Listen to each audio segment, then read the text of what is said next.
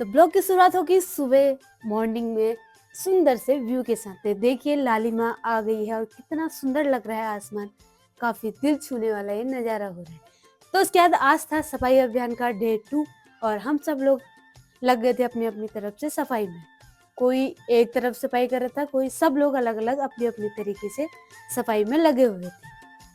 और ये देखिए मालाएं भी निकल गई थी और आज हमने लाइट भी लगानी थी पूरे घर में, तो उसकी भी तैयारी चल रही थी। और साथ ही साथ यहाँ पर कपड़े धुलने का भी काम होता है। तो अक्सर दिवाली में सारे कपड़े बाहर निकलते हैं, चादर पर्दे ये सारी चीजें, और उनको यहाँ पर हो रहा था धोने का काम। तो आज बर्डन काफी ज्यादा था यहाँ पर कपड़े धोने के लिए, क्योंकि कपड़ों की मात्रा काफी ज्यादा हो गई थी। तो कुछ मशीन में घूम रहे थे, कुछ हम धो रहे थे हाथों से।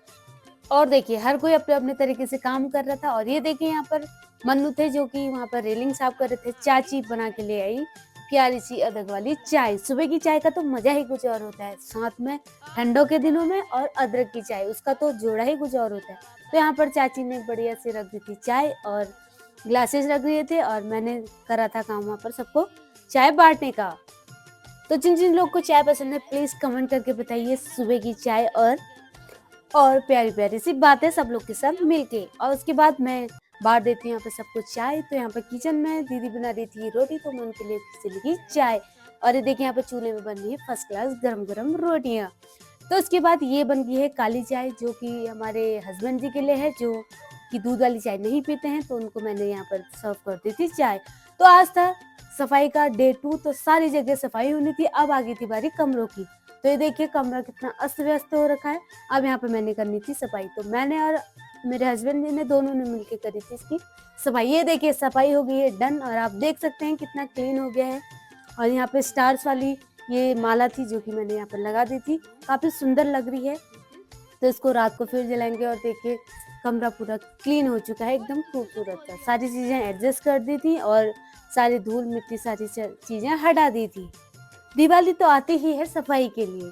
तो उसके बाद देखिए आज हमारे सारे गोट भी चमका दिए थे हमने लीप के बढ़िया से सफाई करके।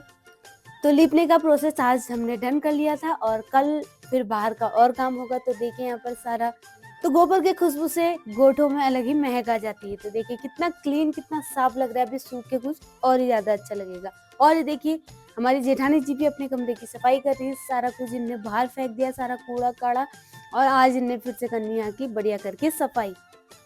तो उसके बाद देखिए आ गई थी मैं बाहर, और ये देखिए यहाँ पर लाइटिंग भी लग चुकी है और कितना सुंदर लग रहा है हमारा घर। रात को कुछ और ही ज्यादा अच्छा लगेगा। देखिए अभी सारे पूरे घर में हमने लाइटिंग कर दी थी। उसके बाद चले गए थे हम खेत में, क्योंकि फिर से अपने काम में वापस जाना था शाम के टाइम पे और घास काटने। और यहाँ पर मैंने तोड़ लिए थे आंवले, और यहाँ पर हमने ले लिया था आंवले के मजे। तो आइए आप भी आंवले का इंजॉय लीजिए, काफी खट्टे खट्टे रसदार ये आंवले हैं। तो उसके बाद मैं एक खा लेती हूँ आंवला, जो कि काफी मजेदार हो रहा था। तो आने के बाद हम थोड़ी देर बैठ गए थे और आंवले आंवले खा लिए थे। फिर उसके बाद करना था हमें फिर से अपना काम वापस से चालू। उसके बाद हमने काटनी थी एक घास, जो कि हम अपनी गाय के लिए लेके जाएंगे, और टाइम भी आगे को जा रहा था। तो हमने फटाफट सोचा कि क्यों ना घास काट ली जाए।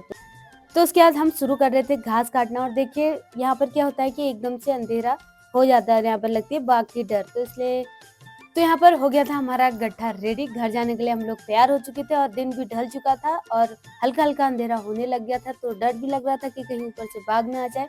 तो हम फटाफट अपना अपना गड्ढा सर में रखते हैं और लगा देते हैं घर की ओर दौड़। तो फटाफट से चले जाते हैं घर की तरफ, और घर चले जाते हैं। उसके बाद देखिए रात हो चुकी है, और ये देखिए हमने जो लाइटिंग लगाई थी कितनी खूबसूरत लग रही है सारे घर में, काफी अच्छा लाइटिंग लग रही है। और दीपावली होता ही त्योहार लाइटिंग का है, सारी तरफ अलग अलग बल्ब जगमगाते हैं, अलग अलग लाइटें होती हैं, अलग अलग पटाखे होते हैं, हर तरीके की चीजें होती हैं। और देखिए यहाँ पे दक्ष भी अपनी मस्ती में लगे हुए थे, बैट के साथ सारे बच्चे अपनी अपनी मस्ती में लगे हुए थे। रात हो चुकी थी लेकिन आज माहौल कुछ और ही।